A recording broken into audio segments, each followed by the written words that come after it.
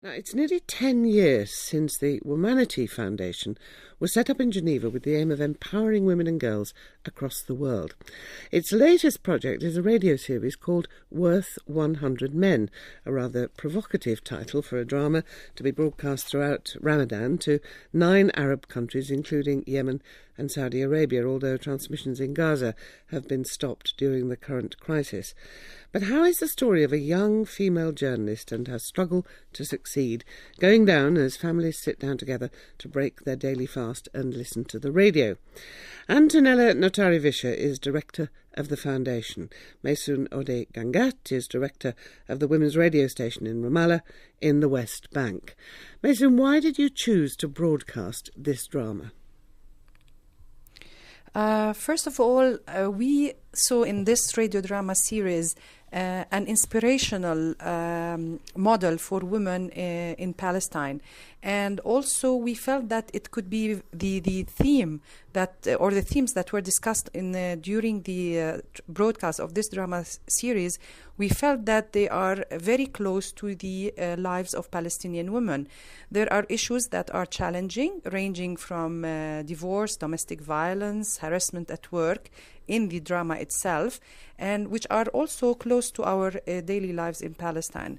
Plus, there is the inspirational role model, which is Nuha in this drama series, and she is a very brave, courageous reporter who handles issues that are considered to be taboo in her society and that are challenging as a female reporter, and yet she succeeds in highlighting those issues, such as also corruption inside the government and other issues. So we felt that this drama series is close to what we do at NISAA FM.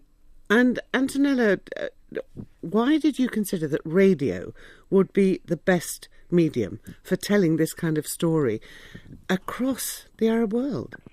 Well, see, radio is accessible to a lot of women also in rural areas, women who are more isolated. And also, you know, it's the typical medium, and you would know that, of course, at Women's Hour, that women can listen to while they work, either in their homes or elsewhere.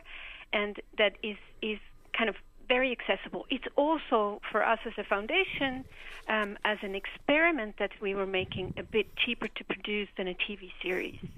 And the last argument was that we were told that during Ramadan, people have more time. They will listen to radio.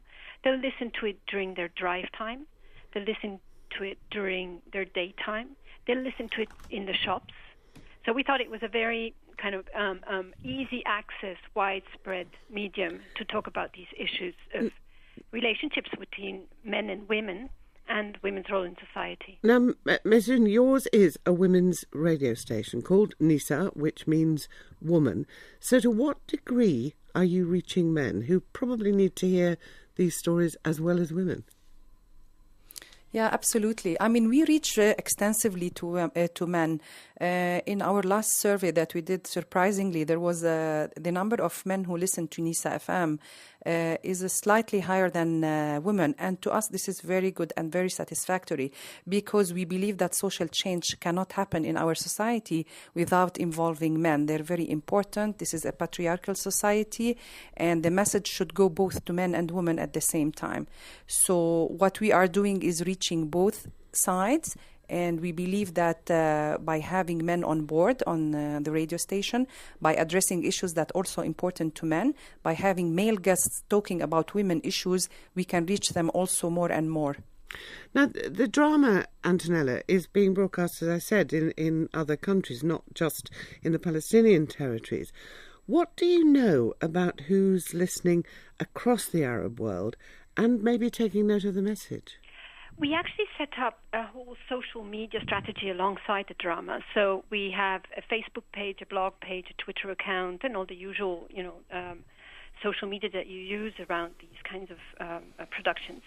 The Facebook page alone is nearly 90,000 likes. And beyond the numbers, what it also allows us to see is the kinds of discussions that are taking place and where people are coming from. We can get a good estimate of which countries are people from which countries are participating, what their age is, and so forth. What we're seeing is a lot of Egyptians participating in these debates, but also more and more people from the other countries in the region. Egypt actually aired the the radio fiction series already in spring once, and is rebroadcasting now during Ramadan, same as Palestine was until they stopped. So we're seeing that through the social media. We're also we have engaged with women's organizations in these countries. And they will put together reports. They will be reporting back to us. But first of all, they will also be actually organizing real-life listening sessions. What do you mean by real-life listening? Yeah, real-life meaning that they will take recordings from the sessions into a venue with where they invite people to come and attend. They'll play some of the sessions, and they'll choose a topic that they want to discuss. And in fact, the good news is the biggest cultural center of Cairo in Egypt in August is going to organize a series of discussion sessions using the radio fiction show to animate debates around sexual harassment, domestic violence, divorce, equal job opportunities, and the like. What about the more conservative countries like Saudi Arabia? I mean, you mentioned people listening in drive time. That's not an option for women in Saudi Arabia. Well, the men can listen to it during drive time, I guess. Panorama FM, which is the station that is broadcasting it in Saudi Arabia and Bahrain, is actually one of the main stations in the region. It's part of the Middle East Broadcasting Group, so they have a very large audience. They're extremely actively promoting it on social media. We can see them tweeting. We can see them on Facebook posting. It's a little bit early maybe in the game to get a full feedback on how it went and what their audience was like, but we're seeing them interacting with their audience on a very high level. Maysoun, I know that you hold debates after each episode. Who's taking part in those debates? Aywa. Hello? Hello, Maysoun? Can you hear me? No, I think we've lost Maysoun in Ramallah. So, Antonella, let me put that last question to you. What do you know of who is actually taking part in the debates on the radio? Well, I know that in general on Radio NISAA in Palestine, we have a wide participation from all sectors of society.